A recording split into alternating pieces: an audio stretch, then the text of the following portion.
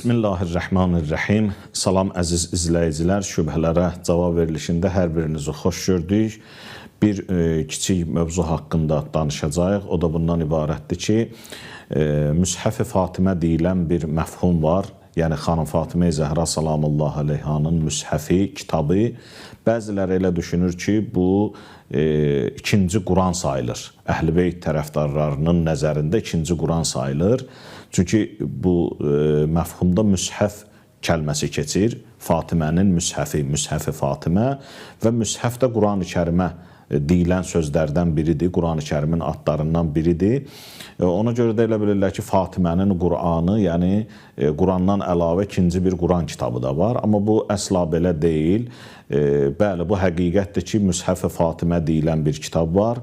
İmamlarımızın yanında o Həzrət Fatimə Zəhra salamullahi aleyhadan sonra miras qalıb. Amma bu Quran-ı Kərim deyil.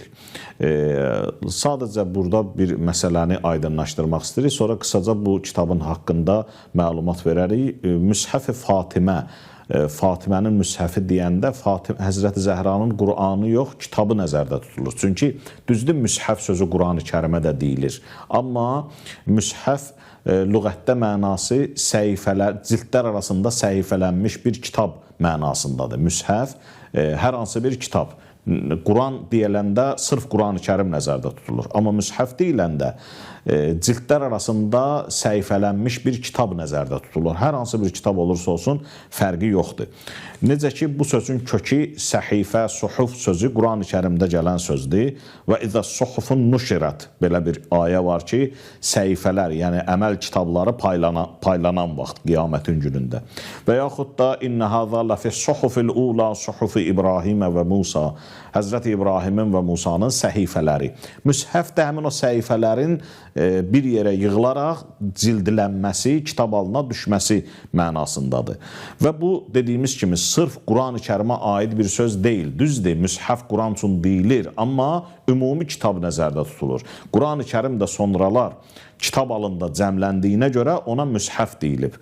Amma Müshaf sözü dediyimiz kimi hər hansı bir kitaba deyilir. Məsələn, Həzrət Əli əleyhissalamın sözü var, buyurur ki, mən cümə günləri istisna olmaqla əbamı çiynimə heç vaxtı atmayacam, hətta yəcməəl Qur'ana fi mushafin, ta ki, Qur'anı bir müshafdə, yəni kitabda cəmləməyənə qədər.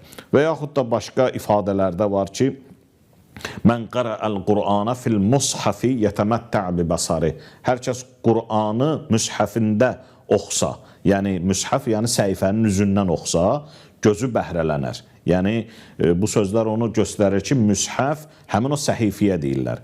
Qiraətul Qur'an fil mushafi tuxaffiful azabə anil valideyn. Hədislərdə var ki, Qur'anı səhifənin üzündən oxumaq valideynlərdən günahı uzaqlaşdırar. Yəni, bu sözlərdən, hədislərdən mən bir-iki dənə misal kimi gətirdim ki, məlum olsun ki, müshaf səhifəyə deyirlər. Səhifələnmiş bir kitab formasına deyirlər və Quran-ı Kərim də həmçinin Müshaf adı deyilə bilər Quran-ı Kərimə, amma Müshaf-ı Fatimə deyilən bir ifadə ki var, xanım Fatimə Zəhranın Müshafi, ona yəni nəinki Qur'anı, Həzrəti Fatimənin Müshafi, yəni o səhifələr ki bir yerə yığılıb, kitab halına düşüb, o mənada, nəinki Əhl-i Beyt tərəfdarlarının, şiələrinin Qurandan əlavə ikinci Qurana etiqadları var. Xeyr, Quran birdir, Kitabullah, hamımızın bildiyi Quran-ı Kərim.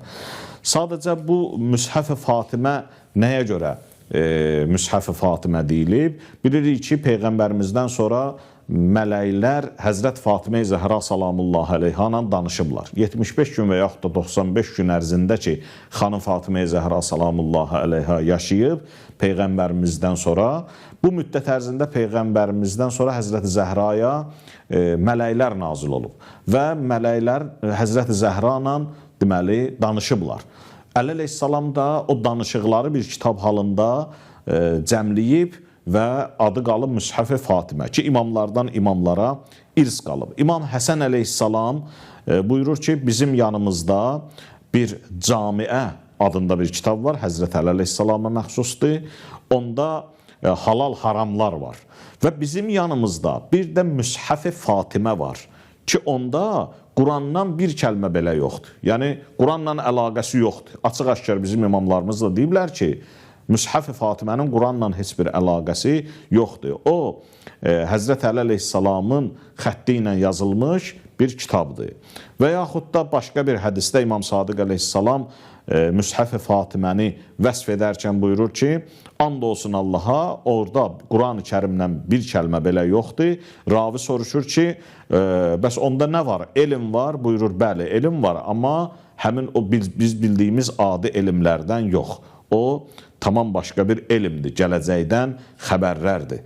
Yəni, bunlar hamısı onu göstərir ki, Həzrət Fatimə-i Zəhra salamullahi aleyha mələklərlə danışır və gələcəkdən xəbərlər verilir və açıq-aşkar da göstərilir ki, burada halal-haramdan bir mövzu yoxdur ki, o sözü də hədislərdə ona görə deyirlər ki, insanlar elə başa düşməsinlər ki, bu Qurandan sonra Həzrət Fatimə-i Zəhraya nazil olan ikinci bir Qurandır. Necə atası Peyğəmbərə mələyi nazil olurdu, sonra kitab halına saldılar, oldu Quran. Ondan da sonra 75 gün, 95 gün ərzində Həzrət Fatimə-i Zəhraya mələklər nazil oldu.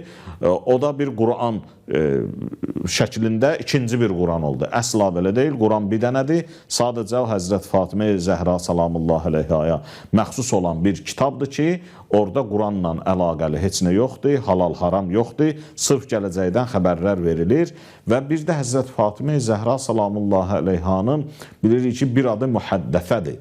Mühəddəfə, yəni o kəs ki, mələklər onunla danışır. İmam Sadiq əleyhissalam buyurur ki, Allah Peyğəmbərini bu dünyadan aparandan sonra Həzrət Fatimə-i Zəhra salamullahi aleyhaya qəm üz verdi.